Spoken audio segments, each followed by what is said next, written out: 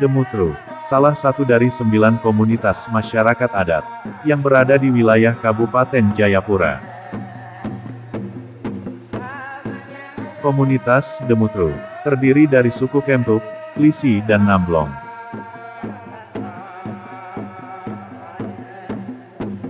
Kata Demutru, dalam pandangan 3 suku tersebut, dapat dimaknai sebagai ideologi dasar. Demutru adalah jiwa dari manusia Kemtuk, Klisi dan Namblong yang melembaga, tersistem, digerakkan dan dijaga melalui kelembagaan pemerintahan adat suku Kemtuk, Klisi, Namblong dalam wilayah budayanya yang disebut Deguena, Dikno, Iram. Demutru mengandung filosofi sebagai hukum dasar. Pandangan dasar yang mengandung nilai-nilai hidup manusia, dalam lingkungan alamnya dan pranata sosial.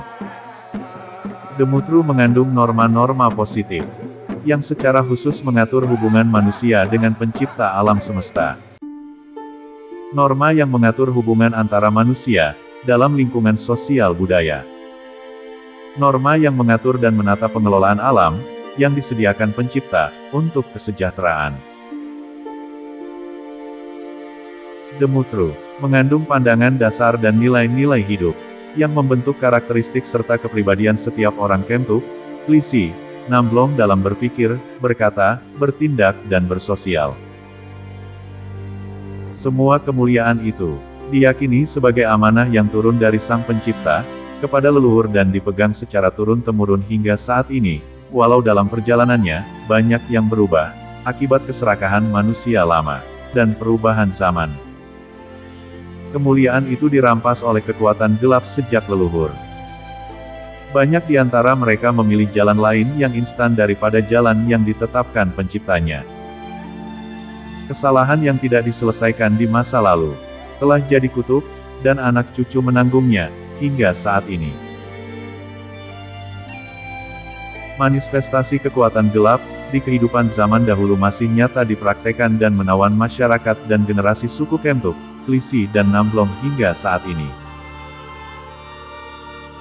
Karena fenomena okultisme itulah, para misionaris melalui kekuatan Injil, datang untuk meluruskan yang salah, kembali kepada jalan yang benar. Yang lama ditinggalkan. Mengangkat yang merana dalam kegelapan. Mengembalikan kemuliaan Tuhan atas manusia yang telah dicuri. Dan dialihkan oleh kekuatan gelap. Yesus Kristus di atas segala-galanya. Nah, karena itu praktek-praktek itu mungkin perlu kita tinggalkan dan kita semua sepakat mengatakan datanglah kerajaan di tempat saya, di keondorfian saya, di tempat sistem adat istiadat saya, supaya adat saya digerakkan oleh Tuhan yang Maha Kuasa, pencipta langit dan bumi. Dulu memang moyang kita tidak kenal Injil, belum ada, jadi mereka cara dia seperti itu, supaya mengikat kekuatan di udara di mana-mana dengan cara seperti itu. Tapi setelah Injil datang, kita sudah mengerti, tidak perlu lagi meneruskan cara-cara yang lama itu. Ya, saya pikir itu pesan kepada seluruh masyarakat adat di Kabupaten Jayapura dan di tanah Papua. Kita adalah orang-orang merdeka, dan saya yakin Papua akan lebih hebat dari apa yang kita rasakan hari ini. Gereja dituntut untuk memerangi kegelapan. Gereja dituntut untuk mengembalakan umat dari cengkeraman kekuatan gelap. Gereja dituntut untuk mengembalikan otoritas adat kepada kebenaran yang sesungguhnya.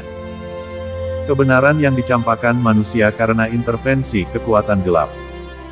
Gereja dituntut untuk menjadi media, membebaskan manusia dari belenggu okultisme. Dan pemerintah dituntut untuk memperkuat peran kelembagaan adat di kampung. Pemerintah dituntut untuk kembalikan otoritas adat untuk mengurus diri dalam ruang lingkupnya. Pemerintah dituntut untuk melindungi, proteksi dan memberdayakan masyarakat dan kelembagaan pemerintah adatnya. Karena hanya melalui jalan itulah pembangunan yang martabat dapat ditegakkan. Masyarakat menjadi sejahtera, pemerintah mendapat kehormatannya. Pemerintah harus mencari solusi yang tepat untuk mempercepat pembangunan dan perbaikan ekonomi di tengah perkembangan yang terus menanjak. Tidak boleh lagi ada dualisme pemerintahan di kampung. Tidak boleh lagi ada dua kepala dalam satu rumah. Harus ada jalan bijak untuk merekonstruksi kembali kelembagaan pemerintah di tingkat kampung, agar pembangunan nasional yang diinginkan pemerintah pusat dapat terwujud. Demikian pembangunan Pancasila yang sesungguhnya. Pembangunan yang mencerminkan kebinekaan bangsa Indonesia.